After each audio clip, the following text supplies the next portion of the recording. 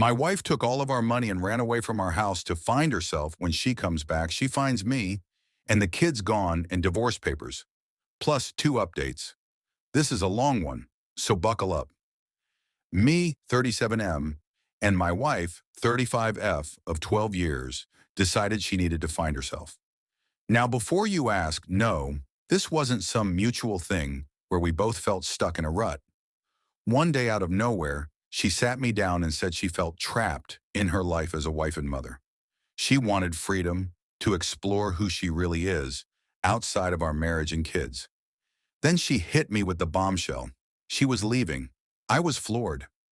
I asked what about the kids? 9 months and 7 feet. She told me she loved them, but she needed to do this for herself. That was bad enough, but then I found out she had emptied our joint savings account before she even told me. We had about $45,000 in there, gone. She left me with my personal checking account, which had enough for bills, but we were supposed to use that savings for a future down payment on a bigger house. I begged her to reconsider. I asked if she was seeing someone else, but she swore up and down she wasn't. She just needed space to be happy. Then she packed a bag, left, and went no contact except for a few texts telling me not to turn the kids against her. I was devastated. The kids were crushed. My son kept asking why mommy didn't want to be with us anymore.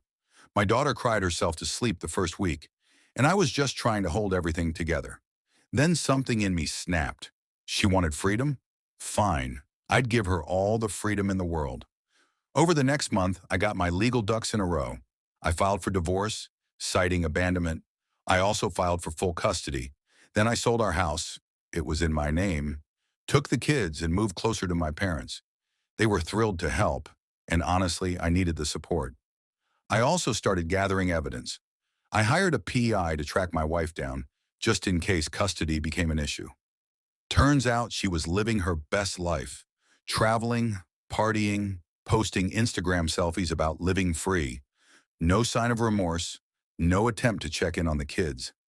I didn't even tell her I was leaving. I figured she didn't care anyway. Fast forward to last week. She finally called me. She was crying, saying she'd made a mistake, that she missed us, that she was coming home. She said she had found herself and realized her family was what mattered most.